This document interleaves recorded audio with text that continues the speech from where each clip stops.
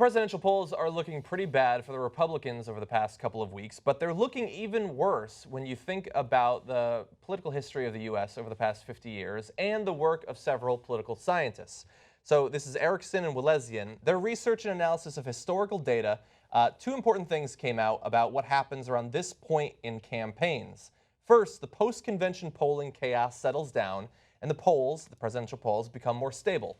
Second, the polls that start to come out now tend to be much more predictive of the eventual outcome than pre-convention polls were. And so if we can bring up the graph, it's from their book that came out not too long ago. It's showing basically the higher up you are on that chart, the closer the poll results are to the final share of the vote that the candidate gets on election day. And so you see, before that little separating area, they explain about half of the eventual results in the election. After the conventions, on the right-hand side, it starts to rapidly go up from a month to 2 months after the convention. Now, why this is important is because over the past 60 years, a pattern has developed. The authors looked at general election contests going back to 1952 and found that the candidate who was in the lead 2 weeks after the conventions ended went on to win the popular vote every single time. Now, that doesn't mean that they won the election, as Al Gore found out, because he did win the popular vote, but not the election. But in every single case over the past 16 presidential elections, the person who was leading in the presidential polls right now goes on to win. And let's see if there's a muddled or a clear picture from the presidential polls. So here is Real Clear Politics aggregation of recent polling. Now, this is for Trump and Clinton.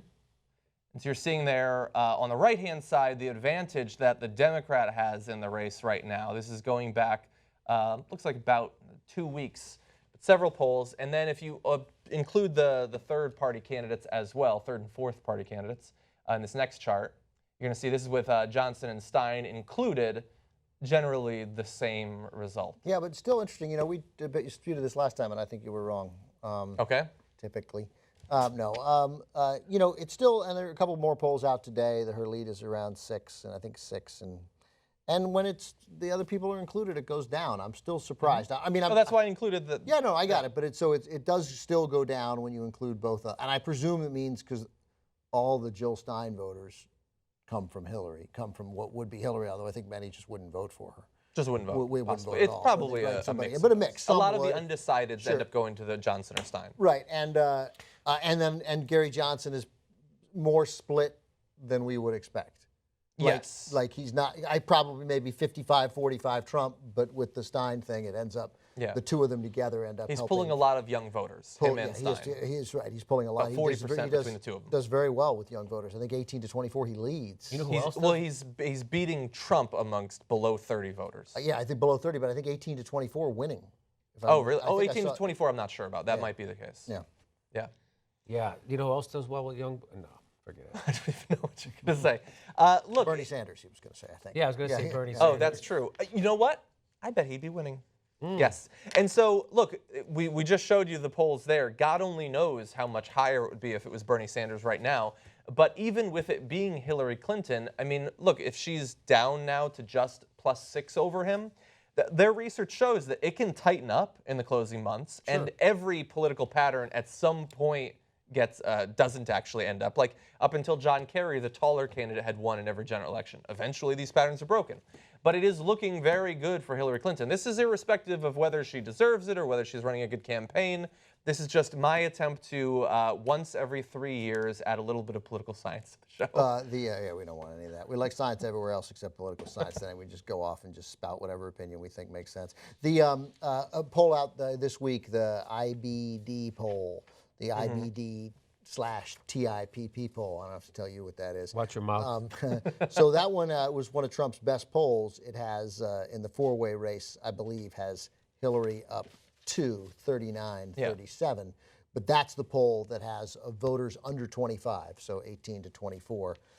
Johnson 35, Clinton 30, Stein 14, wow. Trump 12. So that's one poll that actually has Johnson winning and has Johnson and Stein combined getting 50% of voters under 25.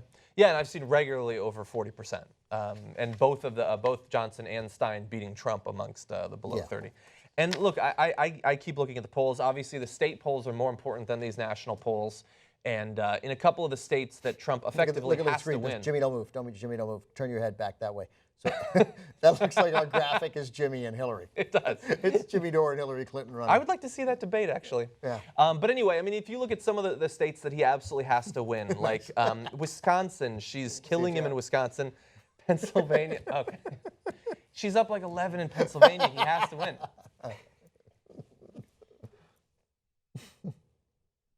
Hey, that's Anyway, sexist, dude. it is actually. Okay, there we go. He has very nice hair.